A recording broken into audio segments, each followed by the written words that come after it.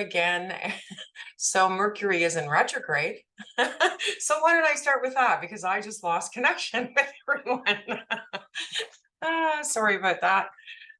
So anyway, nice to meet you. I hope you can hear me. And I'm actually seeing some people that I haven't seen in a long time too. So that is really nice. So hopefully the connection stays strong from here on in. With this Mercury in retrograde.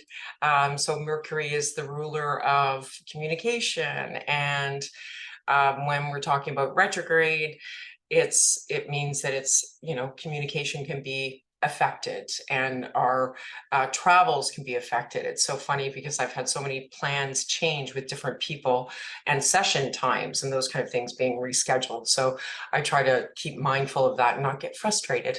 And so using the stars to actually help us in a way anticipate what is going to be coming, because in that way, they really are a mirror for us. They're not so much about looking at what's happening out there and how it affects us. It's actually a mirror of what is happening. So I do have another screen that I'm going to share, and because again, I'm always interested in exploring some concepts to better understand when I talk about astrology and astrological archetypes. So archetypes are one of my favorite things. This is a very simple explanation of what an archetype is, because it's something that I've also understood. We hear that word in many different contexts. Carl Jung, the psychologist, used it a lot. And so, I really I went to the dictionary of etymology online, and its description, I simplified it here, but it's the first form or the original pattern from which copies are made. So when we're talking about arc as an origin, and then typos, the root of the word archetype is the type, so the original type or the original form. And I bring that up because I'm just going to stop sharing that, because when we're looking at these planetary influences, and we're looking at the chart, and we identify, say, with my sun sign is Capricorn, or let's say, your sun sign is Virgo, and if it is, happy birthday at some point. We can identify with that archetype. And so what is that? It is an archetype that humanity in as a whole shares. So some of us, it will be expressed in more strongly. And we can even look at masculine, feminine, or male or female as archetypes. So to me, that's just really, it helps to understand how all of these different planetary archetypes, these different types of characters, and their signs, which in a way you can think of as like, if our planets are the sort of character, then the sign is the clothes that they might put on. And then you can think about the house as a stage that in life. So it's, they move into this stage, and that setting on that stage is represented by this house. So for example, I'm just going to bring it into what we're focused on this evening. Let's just look at Virgo, for example, and the sixth astrological house. So the sixth house stage is our day-to-day work, our self-care, our service to our bodies, a time of reflection. So when we're looking at the 12 houses, we're really looking at sort of 12 representations of stages in our lives. They don't always go in order, but when we get to the sixth house, which the first six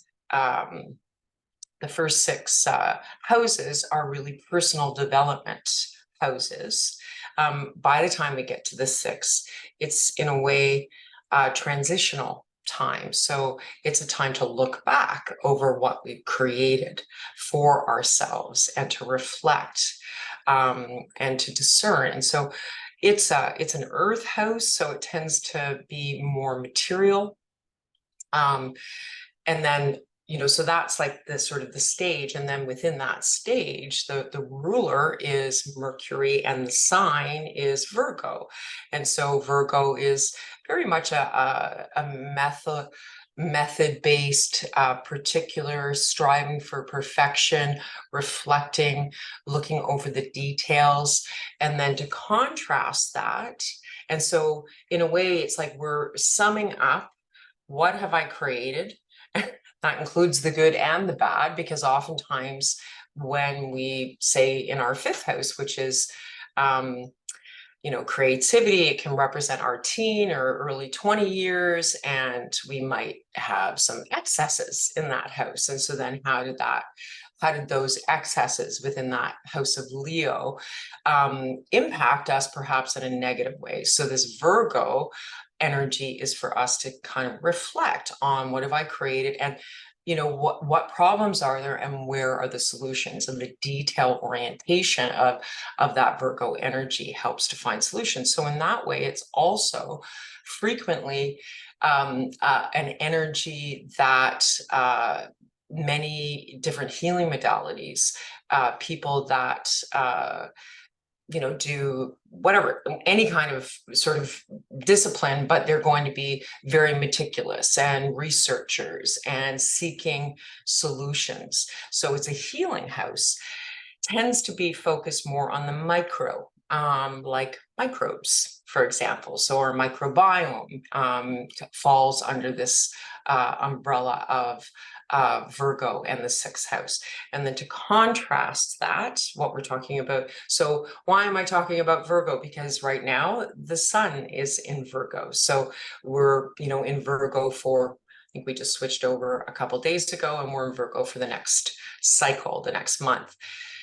But the moon has just moved into Pisces, and that will be happening tomorrow in a full moon. And so that's about illuminating the energy of Pisces, and Pisces being the sign of the 12th astrological house. So 12 is the end of that whole cycle. So it does illuminate, and so does the full moon, for that matter, illuminates in a way a fullness, a culmination, and an ending, possibly, or the end of a project, or the completion of a project. It can also, so in terms of just full moon in and of itself, it's the full moon in Pisces, and the 12th astrological house that the Pisces relates to is another mutable house of, in a way, it's like a completion of individuation. So this full cycle, it may be our full life, so it can actually, represent death and transition into the next realm, but it can also mean the ending of holding on to a way of being, of masks, of letting go of that which no longer serves us. So it's really an opportunity to shine a light on that. And it's also a transitional house, because then it gets us ready for the next first house, which is the house of Aries, a completely new beginning. So there's always a cycle happening. So I just wanted to share some thoughts on that dynamic for you. And so this particular full moon, when I started earlier, my printer was going off, and it was making all this noise. And of course, I didn't print the pages that I wanted to print. How very Piscean of me. I'm actually not Pisces, but at least sun sign, but I have a lot of Pisces in my chart. So it's just making fun of Pisces. Sense of humor. I have many dear friends that are sun sign Pisces. So yeah, so when we're talking about Pisces, we're talking about the intangible. When we're talking about Virgo, we're talking about the very tangible. And also with Pisces, it's also related to service. So both of these signs are very much related to being of service. So the sixth house, it tends to be more practical and tangible, and it can be service to ourselves. With Pisces energy, it tends to be more altruism, compassionate, being of service for to those less fortunate, so boundaries, we're looking at a water planet, and very ethereal and in the flow. And so boundaries can be a challenge with this energy, especially say in the realm of healing, but not only in the sense of service, of giving to others because of the compassion that you can kind of take energy from other people on, depending on your beliefs and that kind of thing. So it can be a weight. It also just challenges that energy. And so enough about the talking. Let's see what wants to come up in the session today. I'm just going to check the chat. So when it comes to, okay. Oh, okay. So I'm glad somebody's laughing. Maybe that's that Piscean energy joke that I made just a minute ago. So I'm going to tap in. I will say that I did do a little bit of a matrix session in earlier today on the group itself and the session. So for those of you that are newer to BodyTalk, when I talk about a matrix session, what I'm doing is really looking at the group as a whole and doing some balancing on that. And so when I use something called the Mindscape, which is a BodyTalk life sciences class that teaches, really, it's just filled with amazing techniques, but it teaches you to create an internal workshop to be able to access information at an intuitive level, and at all these sensory levels. It's interesting because I was thinking about that combination of Virgo as ritual, as the day-to-day sort of grind, and then Pisces as the spirituality. And so you're talking about merging these two in the best of both worlds. It's like, what is our daily practice? And that daily practice in spirituality, whatever that happens to be, can really create structure and grounding within spirituality for that sort of more Piscean, ethereal, intangible energy. So again, just some thoughts when I went in to do the session. So I'm just going to share that with you because so this big lotus came in, and it was just beautiful. It was like 1,000-petaled lotus. And when I invited the group in, everybody, all these petals turned to chairs, except that they weren't chairs, they were just petals. So everybody was sitting in this big lotus. And then the lotus just started to become, and then the center, first there was this huge fountain, and then there was some kind of I call it angelic energy. I don't work a lot with angelic energy, at least to my awareness. This is definitely the realm of Pisces, I would say. But there were sort of 3 angels sitting in the center. And all of a sudden, there was all of these lights in each of the petals connecting everyone. And they were different lights. And then above the whole group, this whole beautiful geometric shape started to form and connect. And so that's the energy that I'm and then it moved into my heart. So thank you for that. So that's where I feel like I'll be doing the session from, is that place. So I just wanted to share that with you. And so if you would like, you can just tune into yourself with your breath. You're welcome to keep your eyes open or closed. If you'd like to get as comfortable as you can be, that's great, whatever works for you. And I'm just going to start to tune in. So I'm going to officially go into my mindscape and see if the lotus is still there as the representation of our group energy for this session.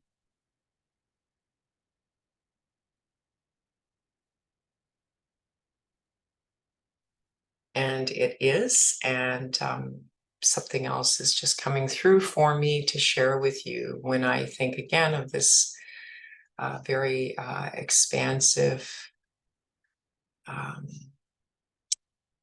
ethereal, intangible, spiritual energy of Pisces that will be illuminated by the full moon tomorrow. And that really, we begin to feel that right now, and how it influences even our dream time can become very strong. You can remember your dreams and influences. So in this, in the realm of energy medicine, and what I practice is BodyTalk, and at times when I'm working with someone, like I was working with an animal the other day, and it was a distance session. So I feel that this is part of that realm of Pisces healing energy.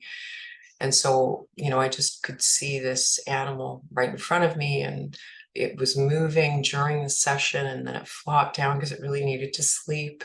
And I could see the animal doing that. And so I expressed all of this to the client in the session, it notes. And anyway, she shared that that's exactly what the cat was doing as I was doing the session. And so what I'm getting at here is that we're talking about this, the beyond limitations of the physical reality in being able to communicate. And our consciousness is so much more than being confined to our physical body and our mind.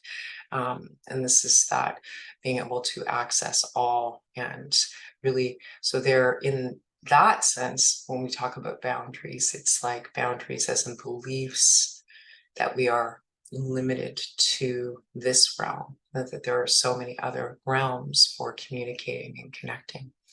So I just felt that that was something important to share about the energy and the potential that this kind of energy offers all of us for expanding our awareness and our expanding and deepening our connection to each other.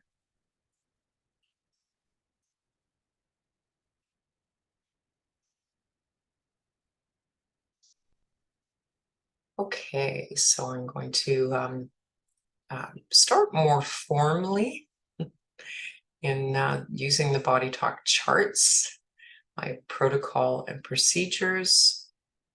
So the first thing I always ask is permissions a priority, and it's not, so we're good to go. So I do have a theme coming up. So we have obviously our broader themes, but there's more of a specific theme for our group coming in here.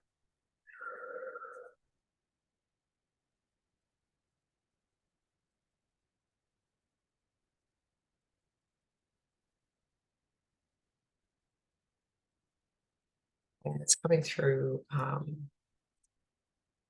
6th house, so the house of Virgo.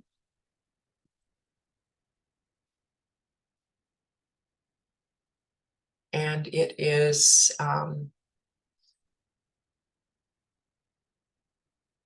discernment and adaptability as broader themes. Qualities of discernment, being able to sort through, discern, to adapt, to help us to adapt to the ever-changing interaction with our environment and life.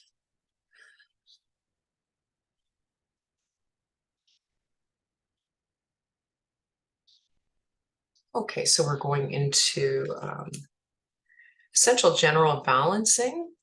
These techniques are kind of wonderful core techniques for bringing more balance and harmony overall to us. So I'm just going to go more. So we're going into the sphenoid basilar junction. So we've got the sphenoid basilar junction. That's sphenoid bone is right here on your temples, and then it kind of goes in like a little bit of a butterfly right into the center of your brain, and it is a juncture. And so it's very much it's very key in improving and keeping our cerebrospinal fluid flowing all around our brain. It is very connected to circulation of blood supply and flow for the health of our brain, as well as connected to our whole skeletal system through our breath. So every time we breathe, if the SB, or sphenoid-basilar juncture, is in balance, it is gently rocking and responding in a way to our breath. And so if we get a fright, if we have sort of chronic stress or a jolt, there's a pattern there, it can compromise the flow of that, the function of that joint in those different areas. So the priority is to bring some balance to that. And I'm just going to find out if there are any details. So Virgo's all about the details. So I'm just going to see within SB if there are. So there is, and it is a definition of like a consciousness of flow, okay, related to the being in the flow of your breath, the flow of the fluids, as it relates to the function of this SB juncture. Okay, so I'm going to link from there and into hydration. And I'm getting a more specific on hydration. And the hydration is taking me into your endocrine system. So your hormonal pineal gland, pituitary, sleep, metabolism, cortisol balance, stress hormone expression, sexual hormone expression, all these different hormones, and within the endocrine system. So the priority is to enhance hydration for supporting the function of your endocrine system.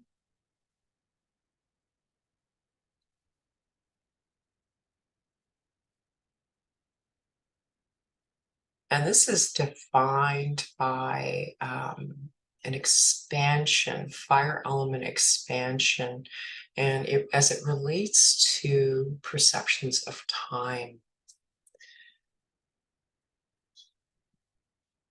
So when I talk about the fire element, I'm coming more from a traditional Chinese medicine perspective versus the fire element in the from an astrological perspective. So one of the aspects of fire element is it's about its expansions. The fire element correlates with the summer, and it's this maximum expansion, maximum growth. So this expansion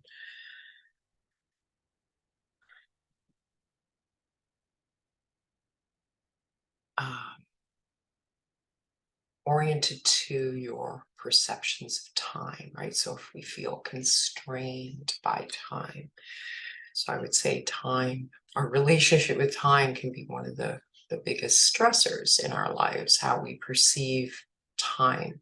So this is the priority is to help to expand and shift that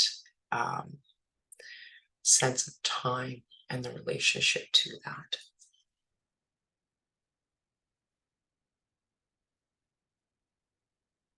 So I'm going to parcel those up. And then I have another item coming up.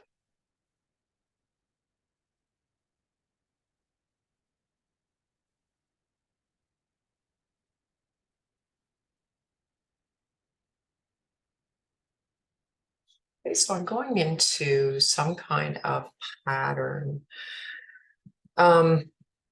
You know, it's like I'm looking at a habit, and I even correlate archetypes with habits in a way, because if you think about a habit, often when we think of habits, we think of something that's negative, but not at all, because we, in a way, like we create habits to economize.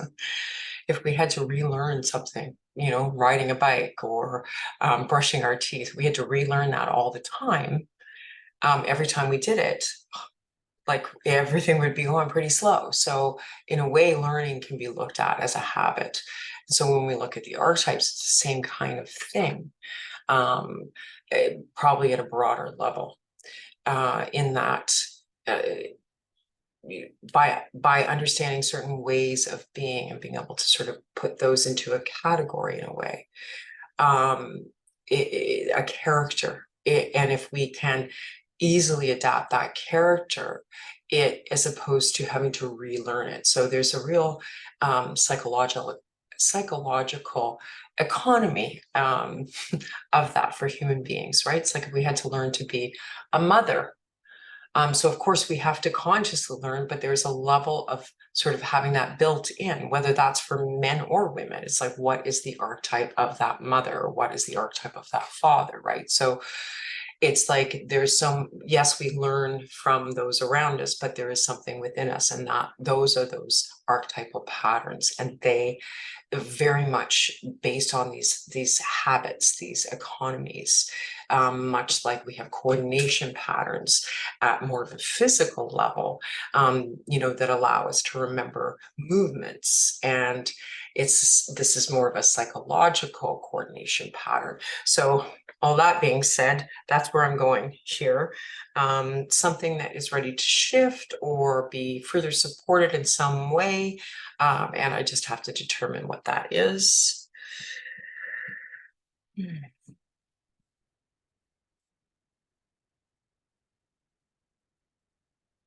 So as I go into this, Pisces in the 12th house also governs addictions, institutions. There's a couple other things that are kind of coming in here. So I don't know that it's like addictive or addictions that's coming up in here. I don't think it is. I think it's something else, but I'm just going to tune into the what.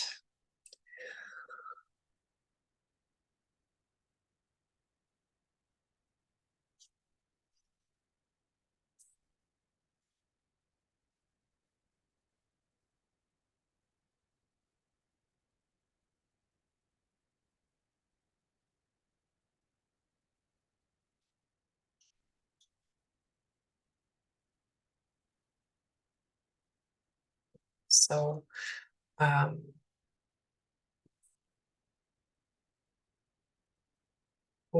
Oh, there it is. Oh, it's a dynamic between giving and receiving, and what is coming up is receptivity. And this relates in some way to the endocrine system. I just have to. So receptivity is, to receive, as to be able to receive. So being receptive, being able to receive the beliefs about receiving, patterns, belief systems that are impacting that, but also then at more of the physiological expression of that, receptors in your cells. So the receptors that receive messengers for function, and nourishment and action and metabolism. So yeah, there's something here about this. And there's also, what also is coming in is the caregiver archetype. So the mother is a part of that caregiver archetype, as is the father. They're very different energies sort of in our perceptions of what those roles are at a more traditional level, but they both fall in that. From more of an astrological perspective, we could say that Saturn is a caregiver archetype. It's funny because when I think of Saturn in that way, it's almost laughable, but it has a very authoritative, responsible energy to it. It can be restrictive and limiting as well. And Saturn is actually conjunct this full moon in Pisces, which means that they're very close together. So there's definitely an influence happening of that energy as well. So this, but I'm not actually going more specific right now with the caregiver archetype. So it may influence some of those things, but it's about, yes, the caregiver. And then we're talking about receptivity and receiving. So we're really looking at the balance here. And so here we have these two service energies of the 6th and the 12th house.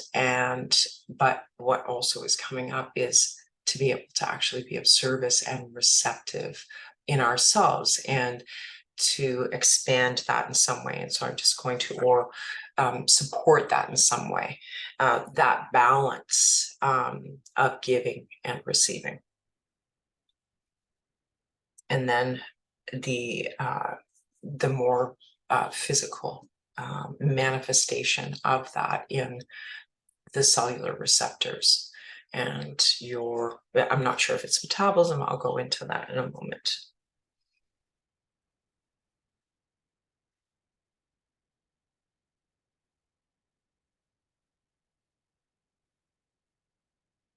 So this is, I'm working more at a conceptual level right now, so I'm just going to stay with that.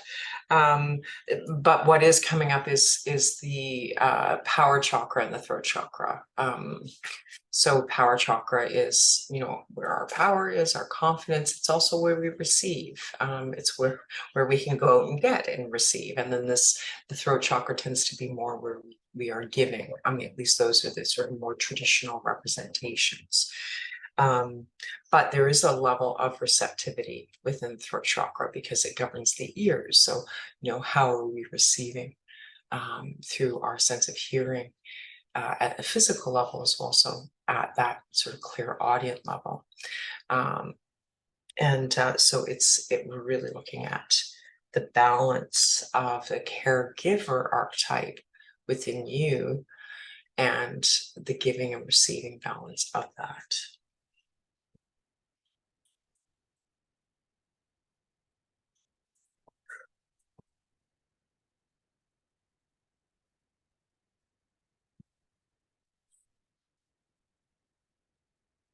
So what comes up for balancing within this is a pathological consciousness of giving. So what is that? Pathological consciousness is a distortion of a higher expression of giving, of care giving, right? So if we give to the point of depleting, then what are the beliefs that are that are creating that are motivating that behavior? Not limited to beliefs as well, because we could even say, if I don't have your charts in front of me, but the planetary influences. So what are not only the beliefs, but also other influences in those expressions, which hold in a way their own motives and beliefs. So this is more of a broader, encompassing, balancing, anchoring into your heart to help to uproot and shine a light on these things that have been hidden, to bring more harmony and balance for you within that archetype within you, and however it is expressing itself within you as it relates to your power and throat chakra. So we're going to tap the first formula in. I don't know how many new people are going to be watching, but in BodyTalk, what we do is often there be some kind of hand positions, and then when we tap over the head to represent the head brain, the heart for the heart brain, and then the gut for the gut brain, to help to really integrate and help our body to actually make these changes that have been highlighted in the session. So we began with the SB juncture, and I'm just going to invite you, if you'd like to join with the hand positions of this. I'm just going to ask you. So the SB is really, as I said, in your brain, and it relates to your pituitary. You can just hold a finger here like this, and I'm going to actually hold the sphenoid as opposed to this area here, just on the sides. You can hold that area if you'd like, one of the two, and really focus on your in-breath and your out-breath, and any shift that happens as I tap this formula in, and I'm going to actually tap it in on myself. So as I mentioned, opening up, creating more space for balance in cerebral spinal fluid flow in your breath cycle, for increased blood flow in your brain, and that whole flow within your skeletal system, and then linking that into an overall hydration of your endocrine system as it relates to an expansion of the perception or of time. So expanding time as opposed to this feeling contracted by time, and how that's been helping to sort of open that up through this hydration, and then finally going into this whole balancing within that caregiver archetype of the giving, receiving, balancing power and throat chakras, and helping to shift and uproot to synthesize and discharge emotional charges and beliefs that motivate over giving, for improving the balance of receptivity, and then how that also has a physical manifestation at the level of your cells.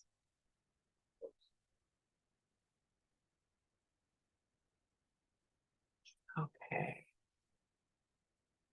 So with the SB juncture, balancing, as I mentioned, it's like if we make it fall on our tailbone or something like that, it can actually start to lock down.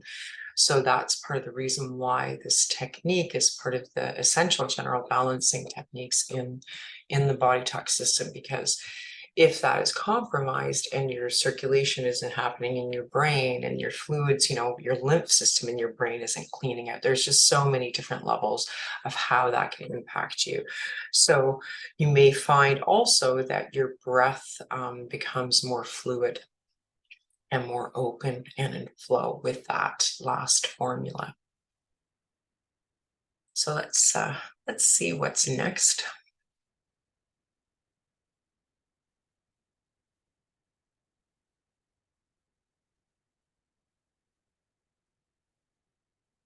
So the Pisces energy governs our feet.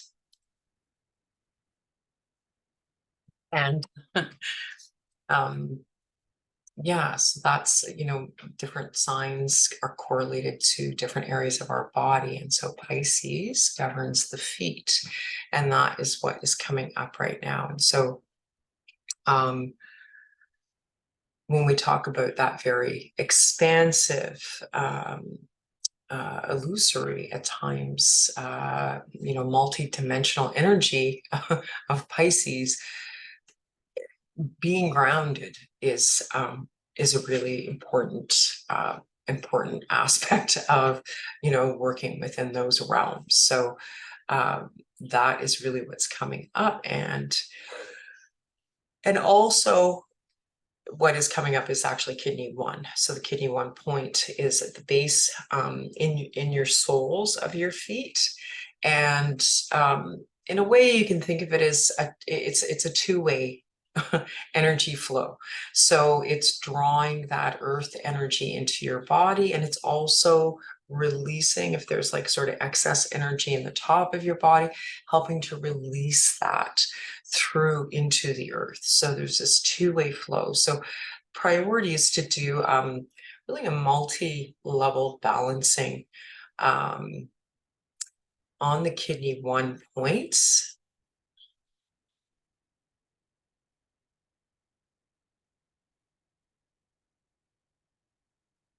Okay, and then and I just need to do that multi-level balancing circulation, just a real enhancement of that energy for as it relates to grounding, as it relates to bringing up essential earth energy. This is linking into the pancreatic reflex point. So the pancreatic reflex point, there's a few different names for it in traditional Chinese medicine. but one is the great embrace. And so I just love that. You've probably heard me use that before, because so the pancreatic reflex point in BodyTalk, we're taught about how it helps to balance the left and right sides and left and right sides of our brain and body, because it has so many internal connections. By virtue of it being part of the pancreas, it's part of the spleen, spleen meridian, and it has very much to do with earth energy.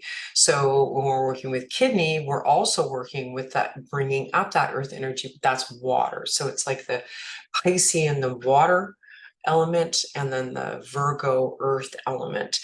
And when we're working with both of these energies, I often think of, if water doesn't have a reservoir, it's kind of chaos. It's, it's just going to flow where.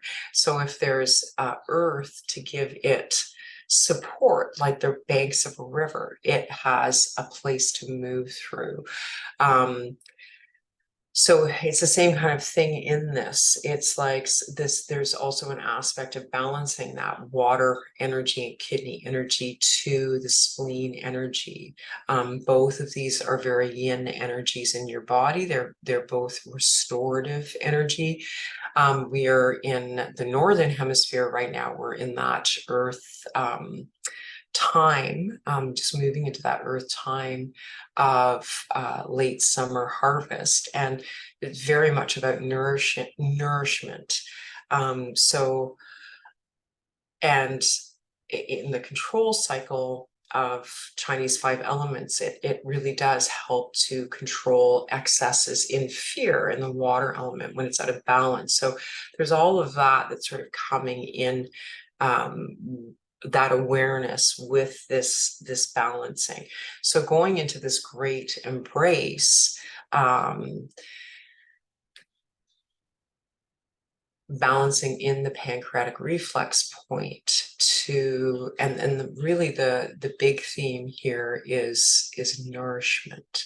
And so it's not just nourishment at the physical level, it's also soul nourishment. It's helping you to not only feel supported by the universe, but also to seek at a deeper level that which nourishes you. At a soul level, moving forward, moving towards that, that nourishes you, that fills you up. And this really is a nice follow-up from that receptivity, right? So it's like you just naturally move in the direction of what will support you. And so really beautiful and harmonious balancing with that grounding and opening of that flow within the kidney 1 points into this great embrace, embracing that which nourishes you. So let's tap this in. And if you'd like, you can address the pancreatic reflex point. So it's really 4 fingers down just in front of your, where if your arm is just hanging and you're really looking at the side on the left side, 4 fingers down, probably find a little bit of a tender spot. So if you're a woman and you're wearing a bra, oftentimes there's like, if you ever wear an underwire, it's often where that underwire is. So, but yes, you can just address that. I'm addressing both sides. Primarily my focus is on the left side, but also observing the balance within kidney 1. And if you know your kidney 1 points on the base of your feet, really underneath the ball of your foot, kind of towards the center, you may find it's a little bit tender. You're most welcome to stimulate that point as well as we tap this in. So nice deep breaths, please. So harmonizing and balancing and supporting that energy of bringing that energy up through the kidney channel from kidney 1, as well as supporting the release of excess heady energy through that channel, and then linking that in to this very full balancing on the embracing what nourishes you through the pancreatic reflex point balancing.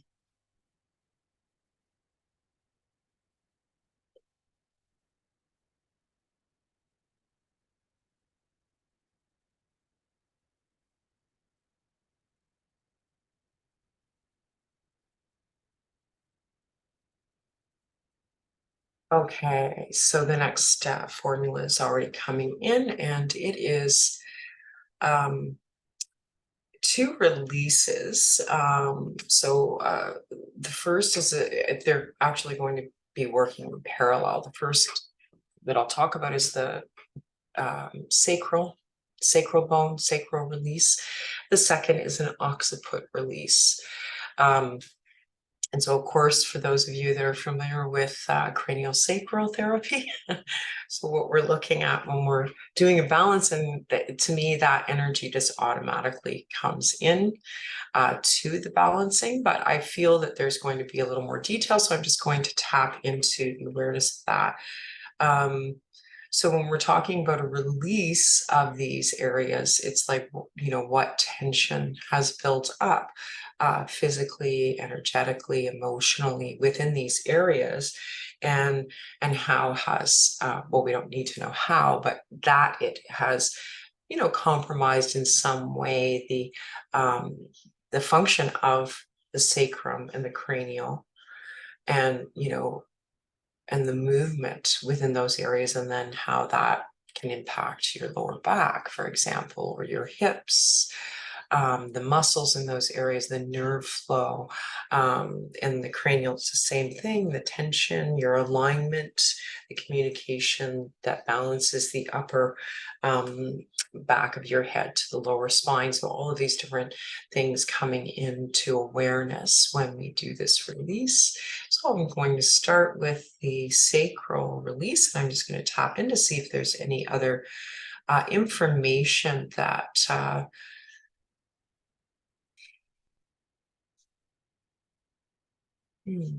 So the definition, or it's really about what comes up is being in allowance. So there's like just allowing, and there's a real openness that comes with this, in allowing yourself to just be, and allowing your body to be in this area, the sacrum, just to be. And so with that allowance, it's like whatever has been restricting or constricting that is to bring awareness to that, highlight, and help to shift that into a state of more allowance. And so there's also a parallel on that to hydration. So hydration in the whole area of the sacrum, not only the sacrum itself, but also all the tissues, the connective tissue, muscles that extend out, the nerves around that whole area, really supporting that, that allowance. So there's just a real energy flow that comes with that when I start to observe that release. And so that's the first part. The second part is going into the occipital release.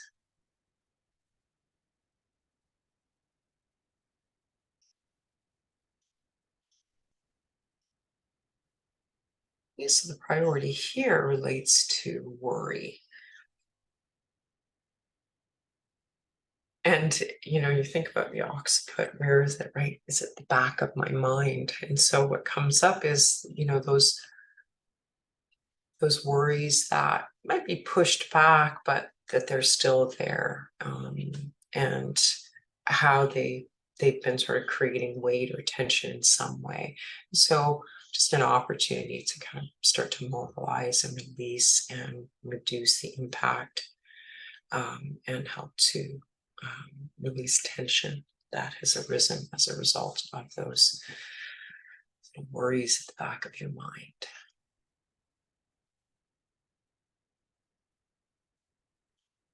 there's two, it's the governing vessel. So there's a link from that release, and it's taking me up into the governing vessel 20. It's called the 1,000 meetings point. So it's a point just on the top of your head. By virtue of it being on the top of your head, it does relate to the crown chakra. It has many internal meeting points. It does relate to patterns and habits. So that's what it is. Yeah. So the habit of worry, it's habitual. So that's coming in just to support, sort of to even just illuminate, to bring, so that they're not always at the back of your mind, but they're not always there. It's like the always word, and that as the habit, bringing some awareness to that to start to shift that. So for this one, the tap out will be hand positions on reciprocal. So in BodyTalk, we use that term reciprocal. So reciprocate, right? It's, that there's this mutual support. These two areas, the sacrum and the occiput, really support each other in your movement. So we're going to tap it out as that. So you can take a nice deep breath. You can hold both hands, one over the sacrum, one over the occiput, if it's comfortable for you. If not, that's fine. Hold either one, and then I will tap out the hand positions. And then while you take breaths, being aware of the movement of your sacrum and your occiput with your breath cycle, being aware of any shift in tension as we do these two releases.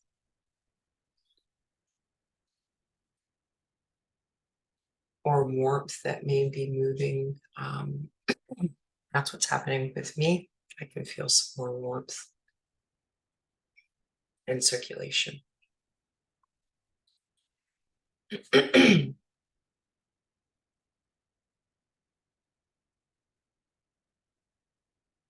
Okay, so that is the end of today's session. So thank you, everyone, for joining me in, and I wish you a beautiful full moon tomorrow. And hope that this session carries through with you as well, with more grace and receptivity. You're so welcome, Shirley. Yeah, so nice to see everyone. Thank you very much for joining. Yeah, you're so welcome. So I'll see you in a couple of weeks. Okay, bye.